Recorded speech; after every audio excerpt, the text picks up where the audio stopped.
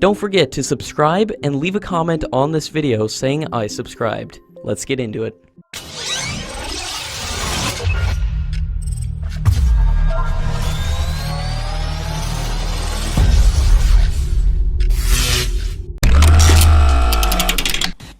According to latest reports, India's Cabinet Committee on Security has approved the $1.93 billion procurement of 464 Russian T90MS tanks for the Indian Army. The procurement is headed by Prime Minister Modi, and it is in the final stages of procurement, which will be followed by the signing of a contract during the next few months. And these 464 new tanks are expected to equip 10 armored regiments. The T-90MS is a modernized and extensively upgraded version of the T-90, and was first demonstrated during the Russian Expo in September 2011, which will provide superior firepower, improved mobility, improved automotive components, and better protection than that of its predecessor. It is equipped with 125 mm high-accuracy gun system, and a 7.62 mm anti-aircraft system on a remotely controlled station, and the laser rangefinder can identify the target at a maximum range of 7.5 kilometers.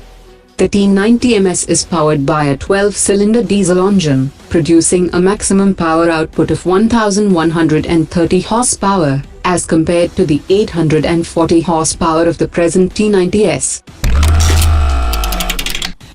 In a major development, Defence Major Thales and India's Kalyani Group have signed an agreement for a joint venture to design, develop and manufacture next-generation defence equipments for India and international markets. The Vice President of Thales Vehicles and Tactical Systems Kevin Wall has said that the joint venture firm will work for the design and development of next-generation defence systems in India, including variants of the F-90 rifle. According to latest reports, Russian defense companies have completed the assembly of the second S400 regimental set for China. The equipment is currently stationed at the Kapustin Yar training range for trial, and the trial will continue for up to 2 months. The second S400 regimental set will be delivered to China by 3 ships, and the first cargo ship will depart for China at the end of July.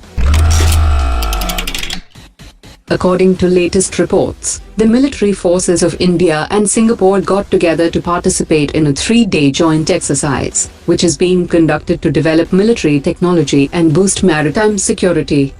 The two countries had signed a cooperation agreement in November 2017 for strengthening the defense ties, and as per the agreement, the Singapore military would undergo training and participate in combat exercise with their Indian counterpart.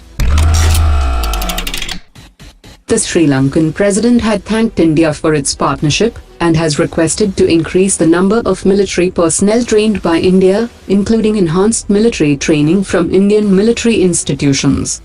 According to reports, the Indian Defence Secretary has agreed to look into the possibility of enhancing training facilities, as over 60% of Sri Lanka's military personnel pursue their young officers course, and junior and senior command courses in India.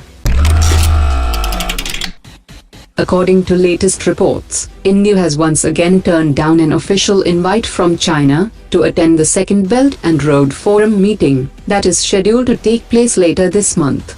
India had boycotted the first meet held in Beijing in 2017 because the Indian government has maintained that China's Belt and Road Initiative undermines India's sovereignty in the form of the China-Pakistan Economic Corridor.